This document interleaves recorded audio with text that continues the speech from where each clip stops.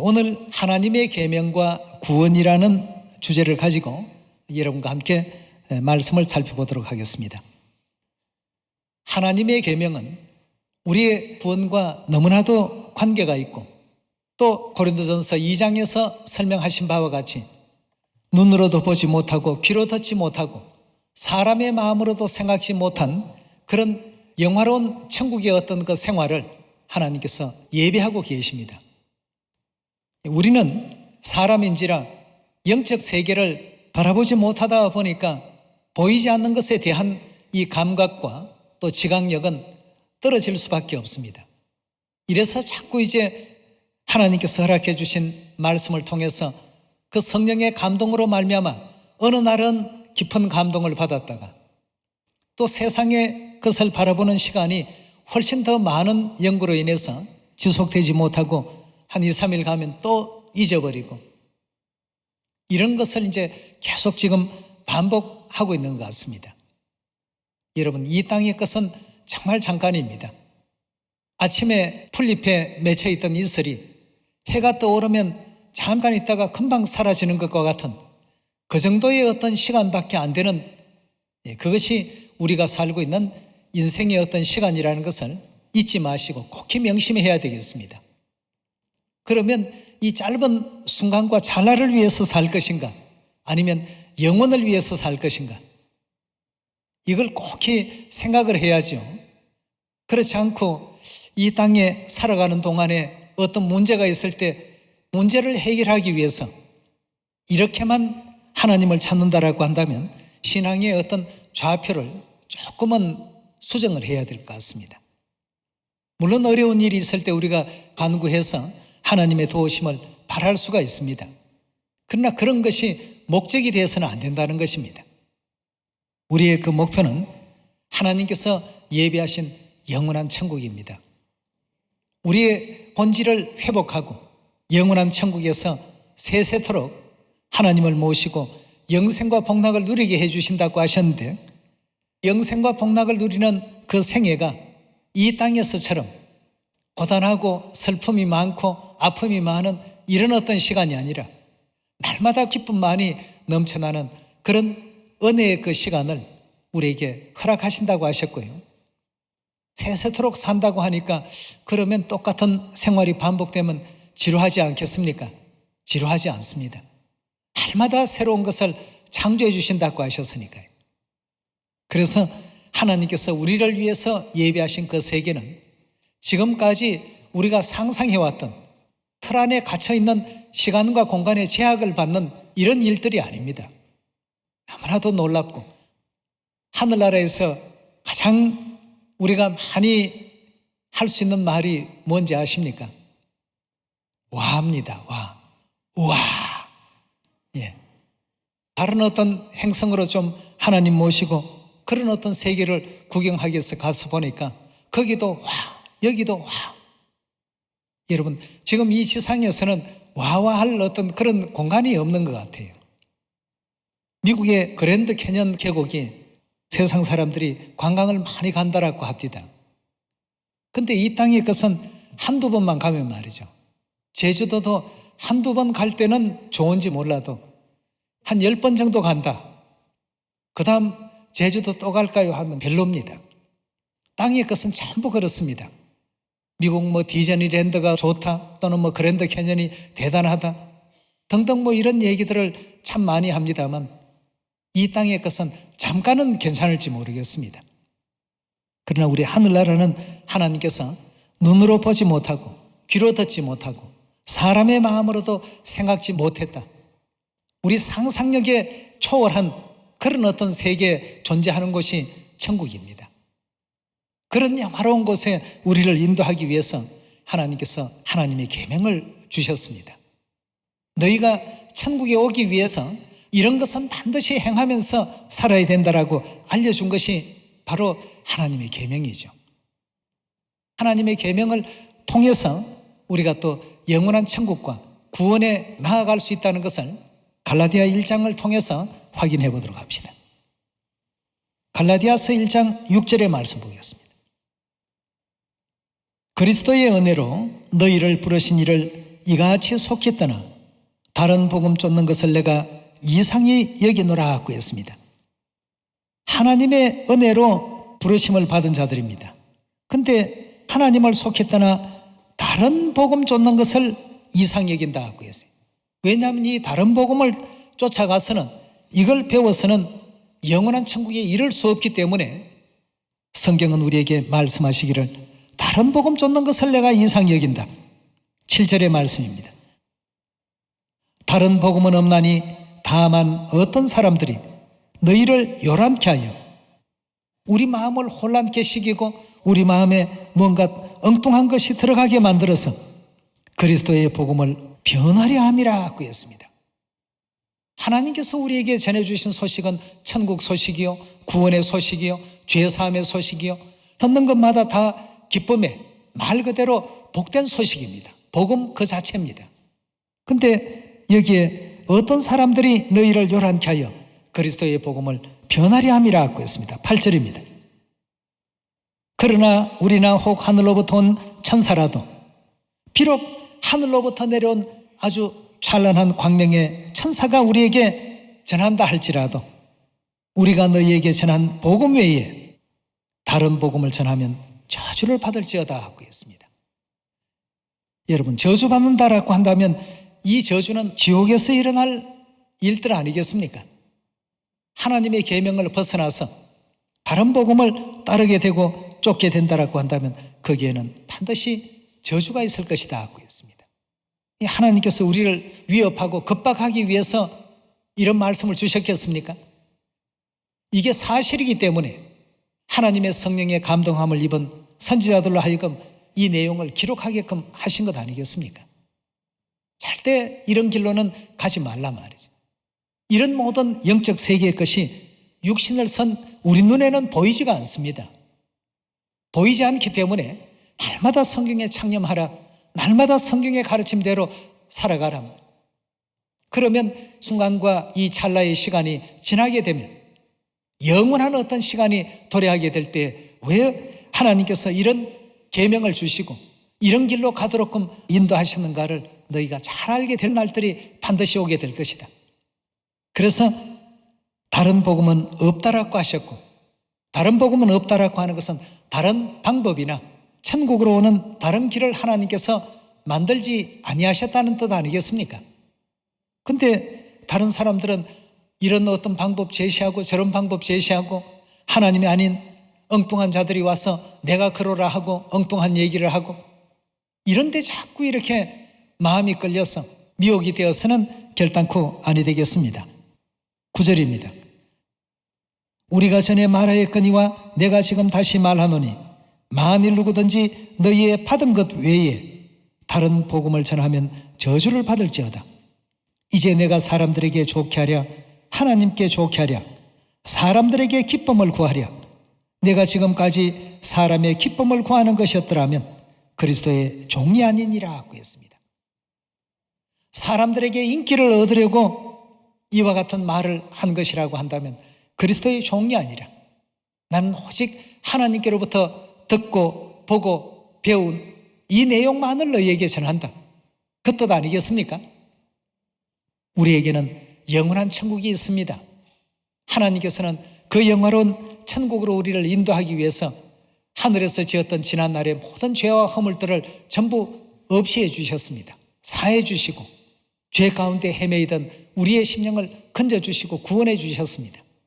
그리고 마침내는 천국에 오게 하기 위해서 하나님께서 1년의 법도를 세우셨습니다. 진리의 법도대로 준행하는 사람들만이 하나님을 진정 그 심령 속에 받아들인 사람들이 될 수 있도록 1년의 표시를 이제 만든 것이 하나님의 계명이라고 볼 수 있겠습니다. 하나님의 계명이 없는 사람과 있는 사람은 반드시 차이가 있습니다. 우리는 알 수 없지만 천사 세계 멸하는 천사들이 바라볼 때에는 분명히 그 어떤 확연한 표시를 발견해낼 수가 있습니다. 오늘 갈라디아 1장의 말씀을 보니까 다른 복음 쫓는 것을 내가 이상히 여긴다. 왜 하나님께로부터 받은 바 그 진리의 가르침대로 준행하지 아니하고 엉뚱한 것을 이와 같이 행하고 있느냐 말이에요. 우리는 성경 말씀을 볼 때마다 항상 계시록 22장 18절 나오는 그 내용의 말씀을 꼭 기억해야 되겠습니다. 하나님 말씀 외에 더하지도 말라. 하나님 말씀 외에 빼지도 말라. 이 문제를 꼭 우리가 명심을 하시면서 다른 복음을 전하는 그 대상이 비록 하늘로 내려온 광명한 천사라 할지라도 그리스도의 복음 외에 다른 어떤 내용을 전하게 된다면 저주를 다 받게 될 것이라는 것을 거듭 강조하고 있다는 사실을 우리 모두가 또 확인해야 되겠습니다. 자, 그렇다면 초대교회 모든 믿음의 선진들은 이런 어떤 그 신앙을 얼마 정도 마음 가운데 간직했을까? 신약 성경에 나오는 모든 부분들마다 이 문제만큼은 철저하게 초대교회 성도들이 신앙을 지켜갔다는 것을 확인할 수 있습니다. 에베소서 2장 19절의 말씀 보겠습니다. 2장 19절입니다. 그러므로 이제부터 너희가 외인도 아니요 손도 아니요 오직 성도들과 동일한 시민이요 하나님의 권속이라, 즉 다시 말해서 하나님의 가족이라고 했습니다. 하나님의 자녀들이라. 20절입니다. 너희는 사도들과 선지자들의 터 위에 세우심을 입은 자라. 그럼 여기서 선지자라고 한다면 구약의 어떤 선지자들도 있습니다만 신약에도 복음 선지자들이 다 있습니다. 이 무리들에게 에베소서에 등장하는 이 모든 가르침과 교훈을 전하고 있는 것 아니겠습니까? 너희는 사도들과 선지자들의 터 위에 세우심을 입은 자라. 그리스도 예수께서 친히 모퉁이 돌이 되셨느니라. 그의 안에서 건물마다 서로 연결하여 주 안에서 성전이 되어가고 너희도 성령 안에서 하나님의 거하실 처소가 되기 위하여 예수 안에서 함께 지어져 가느니라고 했습니다. 사도들과 선지자들이 행해왔던 모든 복음의 길을 그대로 따라가라는 뜻 아니겠습니까? 그렇다면 오늘날 우리 주위의 모든 교회들을 한번 바라보십시오. 사도들과 선지자들이 행해왔던 그 모든 길들을 따르고 있는 데가 있는가 없는가 말이죠. 하나님의 계명을 통해서 비춰보면 금방 쉽게 이해할 수가 있습니다. 사도들 일요일 예배를 봤습니까? 아니거든요. 사도들 크리스마스 지켰습니까? 아닙니다. 사도들 십자가를 세우고 십자가를 어떤 신앙의 대상으로 여겼습니까? 아니거든요. 그렇다면 사도들과 선지자들은 어떤 진리의 그 길들을 걸어갔을까? 우리가 성경 66권에 기록되어 있는 모든 그 내용들을 바라볼 때마다 쉽게 이렇게 비교가 될 수 있는 부분들입니다. 우리는 지금 안식일 토요일 예배를 드리고 있습니다. 저들은 일요일 예배를 봅니다. 사도들과 선지자들의 그 입장에서 바라보게 된다면 오늘날 어떤 예배가 이루어지는 교회가 사도들의 터 위에 세우심을 입은 교회가 되느냐 이겁니다. 오늘날 일요일 제도는 역사적으로 너무나도 명백하게 나와 있듯이 321년 콘스탄틴 황제의 일요일 휴업령에 의해서부터 비롯되었다는 사실은 너무나도 우리가 잘 알고 있습니다. 오늘날 크리스마스 제도 354년 로마의 어떤 그 축제에서 교회가 타락됨으로 말미암아서 이방 종교 행사 예식을 교회가 끌어왔다는 사실 너무나도 잘 알고 있습니다. 십자가 431년 교회 안으로 들어왔다라고 한다면 그 시기에 살고 있었던 사도가 있습니까? 아무도 없습니다. 마지막 사도였던 사도 요한이 운명하신 그 이후에 모든 것이 지금 세워졌다는 것을 바라보게 될 때 과연 오늘날 교회에서 행하고 있는 그들의 모든 그 규례, 그 법도는 어디로부터 온 것이냐 말이에요. 하나님께로부터 온 것입니까? 아니라고 한다면 갈라디아서 1장에서 저주를 받을지어다 하고 했습니다. 여러분 굉장히 지금 중요한 대목 아니겠습니까? 자, 이렇게 이제 얘기를 하니까 회방하는 말들이 들어옵니다. 그렇다면 사도시대에 안사홍님이라는 이름이 없었지 않느냐? 그런 가르침이 사도시대에 있었느냐? 또 하늘어머니 가르침은 사도시대에 있었느냐? 여러분 있었습니까? 없었습니까? 다 있었습니다.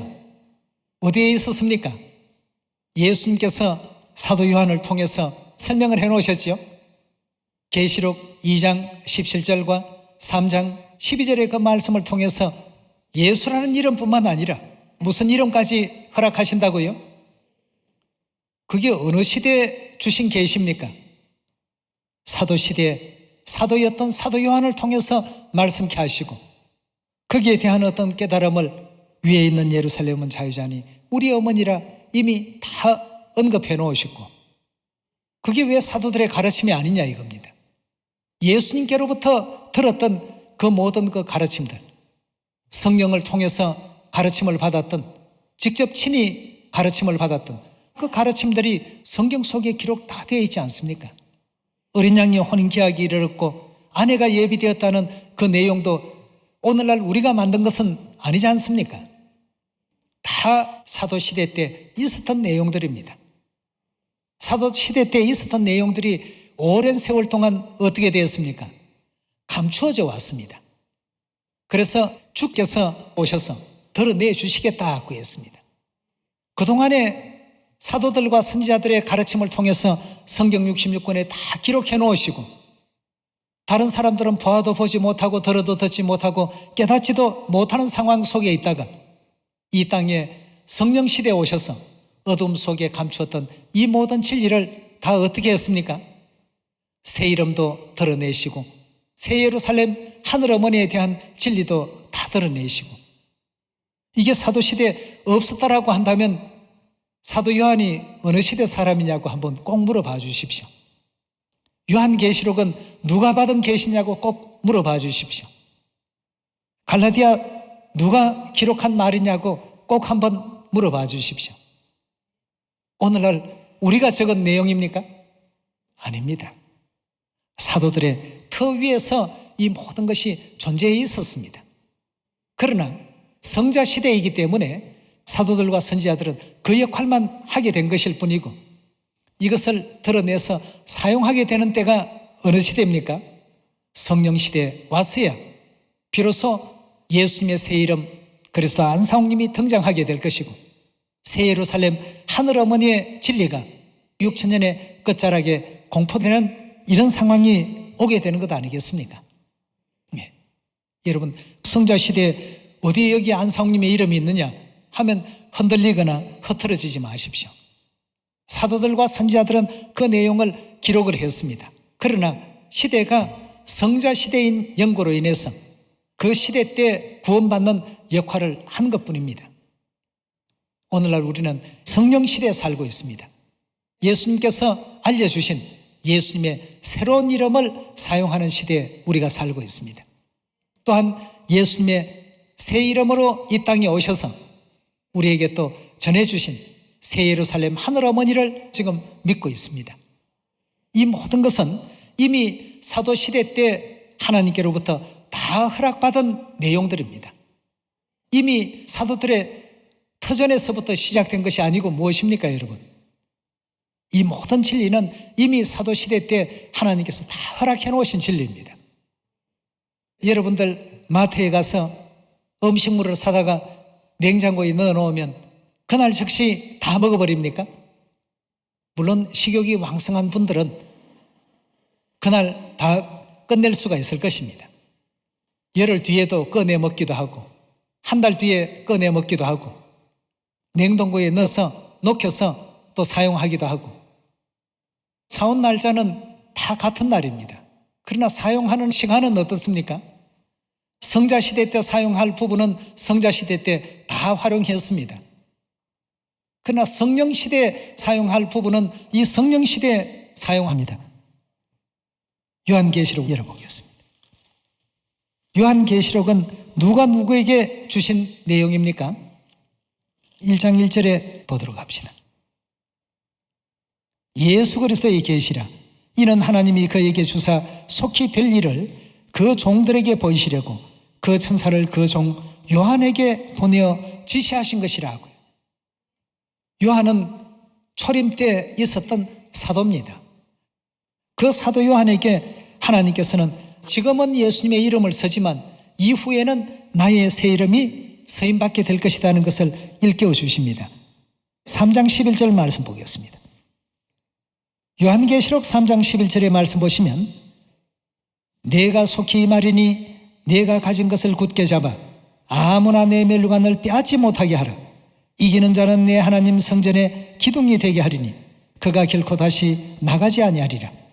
내가 하나님의 이름과 하나님의 성 곧 하늘에서부터 내 하나님께로부터 내려오는 새 예루살렘의 이름과 나의 새 이름을 그 위에 기록하리라 하고 했습니다. 예수라는 이름 외에 나는 새로운 이름을 갖게 될 것이다 말이죠. 그럼 구원받은 그 백성들은 나의 새 이름을 통해서 구원을 받기 때문에 이기는 자라고 이렇게 표현을 했습니다. 끝까지 믿음을 굳건히 지켰던 이 사람들에게는 나의 새 이름이 그 위에 전부 하나님께서 기록되게 할 것이다 말이죠. 2장 17절에도 우리가 잘 아는 말씀입니다. 2장 17절의 말씀. 귀 있는 자는 성령이 교회들에게 하시는 말씀을 들을지어다. 이기는 그에게는 내가 감추었던 만나를 주고 또 흰 돌을 줄 터인데 그 돌 위에 새 이름을 기록한 것이 나니 받는 자밖에 그 이름을 알 사람이 없느니라 하고 했습니다. 이기는 자는 어떤 자들입니까? 쉽게 표현하면 구원받은 자들 아니겠습니까? 구원받은 자들에게 하나님께서 새 이름 다 허락하신다고 되어 있습니다. 근데 오늘날 세상 교회에서는 새 이름 압니까 모릅니까? 모릅니다. 이사야 선지자는 내 백성이라면 내 이름을 알리라고 했습니다. 근데 이름도 모르면서 하나님 백성이라고 얼마나 자처하는지 모릅니다. 초대교회 당시에 이미 하나님께서는 세상 끝날까지 있을 진리에 대한 걸 전부 다 넣어 놓으셨습니다. 그리고 두 번째 오셔서 다 드러내 주셨습니다. 이것부터 우리가 올바르게 이해하시게 된다면 오늘날 왜 우리가 아버지 하나님, 어머니 하나님을 믿고 또 그리스도 안상홍님 이름으로 기도하며 시원해서 즐거운 마음으로 예배를 하고 있는지 사도들의 터 위에 우리 교회가 세워졌기 때문입니다. 안식일과 유월절은 얘기하기 자신이 있는데 아버지 하나님, 어머니 하나님에 대한 이 내용은 자신이 없는데 여러분 우리가 없는 내용을 가지고 얘기하는 거 아닙니다. 진리는 진실된 어떤 내용은 진실되게 밝힐 필요가 있습니다. 아버지 하나님 분명히 있지 않습니까? 새 이름 이 땅에 오신 그리스도에 대해서 말이죠. 자기를 바라는 자들을 구원에 이르게 하기 위해서 두 번째 오신다고도 말씀을 주셨고 어머니 하나님 있습니까 없습니까? 요한계시록 19장입니다. 7절 가도록 하겠습니다. 우리가 즐거워하고 크게 기뻐하여 그에게 영광을 돌리세. 어린 양의 혼인 기약이 이르렀고 그 아내가 어떻게 됐다고요? 예비되었다 하고 했습니다. 어린 양은 그리스도라는 사실은 모든 어떤 신학자들도 다 인정하는 바입니다. 그럼 그리스도의 혼인 기약이 이르렀고 그 아내가 준비되었다 하고 했습니다. 그럼 어린 양에게는 반드시 아내가 있다는 뜻 아니겠습니까? 여러분 이 요한계시록이 언제 기록되었습니까? 사도였던 요한에 의해서 기록이 된 내용입니다. 그럼 그 자체가 진리입니다. 아닙니까? 맞습니다. 오늘날 우리가 이 성령시대 이 내용을 기록한 게 아닙니다. 사도들의 터 위에 온전히 서 있는 교회가 우리 하나님의 교회라는 것 자신 있게 이제 얘기 좀 하십시오. 장차 오실 아버지에 대한 말씀과 장차 우리에게 등장하실 예루살렘 하늘 어머니에 대한 말씀 다 이미 사도시대 때 다 해놓으신 진리의 가르침입니다. 6월절 안식일만 사도시대 때 가르침을 주셨고 오늘날 아버지 어머니에 대한 그 가르침이 사도시대에 없었던 것이 절대 아니죠. 내가 갔다가 다시 오겠다. 자기를 바라는 자에게 두 번째 다시 나타나시겠다. 히브리서 9장 27절 28절이 어느 시대 주신 말씀이죠? 다 사도시대 때 주신 말씀 아니겠습니까? 요한계시록 22장 17절의 말씀 보겠습니다. 성령과 신부가 말씀하시기를 오라 하시는도다. 자, 여기 성령과 신부는 좀 전 요한계시록 19장 7절에 보았던 어린 양과 어린 양의 아내입니다. 성령은 삼위로 본다면 아버지 하나님이시오. 아버지 하나님의 신부는 어머니 하나님이십니다. 오라 하시는도다. 듣는 자도 오라 할 것이요 목마른 자도 올 것이요 원하는 자는 값없이 생명수를 받으라 하시더라 하고 했습니다. 자, 여기에 지금 신부에 대해서 교회다, 성도들이다 이렇게 이제 표현을 하고 있는데 과연 그러한지 요한계시록 21장에서 우리 한번 보도록 합시다. 21장 9절의 말씀 보겠습니다. 7 대접을 가지고 마지막 7 재앙을 담은 7 천사 중 하나가 나와 내게 말하여 가로되 이리 오라. 내가 신부 곧 어린 양의 아내를 내게 보이리라 하고 성령으로 나를 데리고 크고 높은 산으로 올라가 하나님께로부터 내려오는 무슨 성이라고요? 거룩한 성 예루살렘을 보이더라 하고 했습니다. 자, 성도라고 우리가 가정했을 때 성도가 하늘에서 내려올 때 거룩한 존재로 내려왔습니까? 죄 지은 죄인들로서 전부 이 땅에 왔지 거룩하게 오지 못했습니다. 그걸 교인들이다 또는 뭐 교회다 뭐 이런 식으로 붙인다는 것은 너무나도 이 성경의 가르침과 맞지 않습니다. 거룩되지 못하고 정말 죄 많고 죽을 수밖에 없는 그런 몸으로 이 땅까지 쫓겨 내려왔습니다. 어린 양의 아내 신부는 어떻더라고요? 거룩한 존재로서 임하셨더라 이렇게 표현되어 있지 않습니까? 이 땅에 어린 양의 그 아내 대신 신부 대신 새 예루살렘 하늘어머니의 출현이 있을 것이다 하고 했습니다. 우리에게 또 일깨워 주신 이 진리의 말씀을 이 시온 안에서 굳건히 우리가 확신을 하시고 영원한 천국 한 사람도 잃어버리지 않는 여러분 꼭 되시기를 거듭 부탁드리면서 말씀 마치도록 하겠습니다. 감사합니다.